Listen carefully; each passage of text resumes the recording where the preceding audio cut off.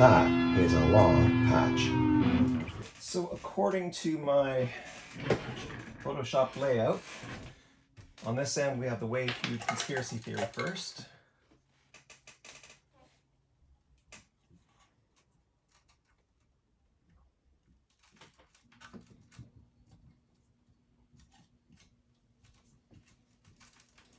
Followed by the phase 90.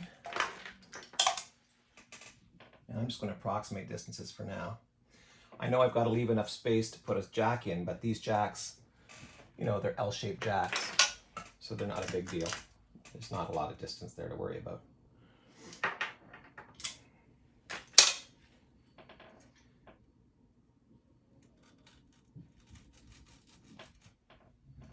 I'm not going to press it down too hard. Then I've got a space for another pedal that shall remain nameless, but it's probably about that wide. So I'm going to stick another one right here, which is our Atlas.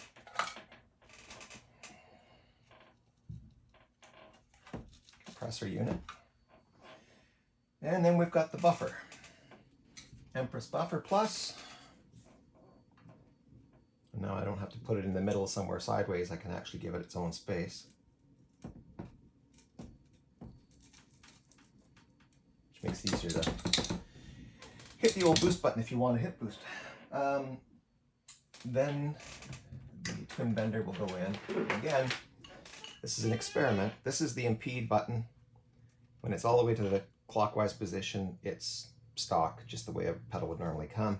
And then to deal with some of the problems associated with having pedals in front of it, you can dial back on the impede knob, and to one extent or another, I'm not sure, it's supposed to help or fix the problem. So next up goes the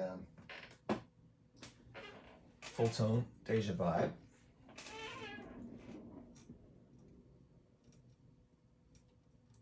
And I put that right about there. Trying to be mindful of the space between these buttons. You know, they're not even because the boxes aren't even width, but it'd be nice to have a fairly respectable space between each so that, you know, if you got big feet or what have you, you're not accidentally clicking the pedal beside. Then we've got a mystery pedal that's roughly the size of the MXR. Or actually it's more the size of the Bonsai, so something like about that. And then we've got the graphic EQ.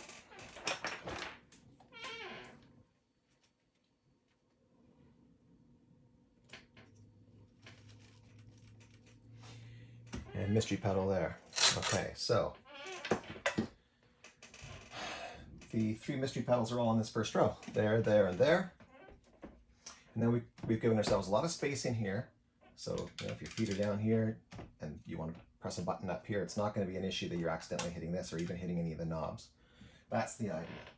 So the Bonsai is the first candidate up the top.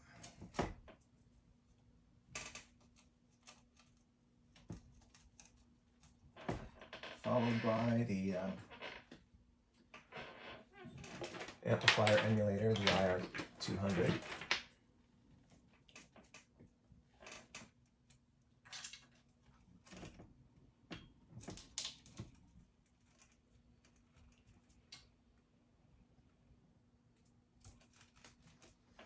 Followed by the flanger.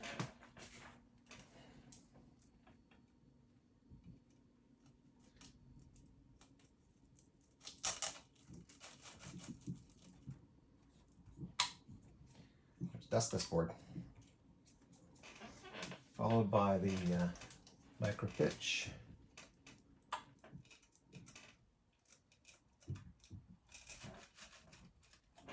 followed by the Lex, which is the Leslie emulator that I love. The thing is amazing. I mean, you could use it as an always on. You really could. Put that right about there. The Ola.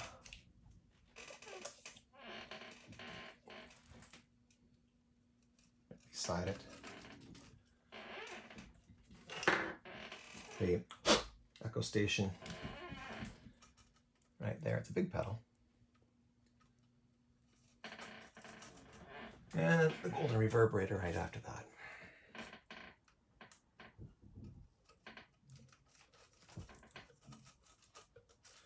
All right.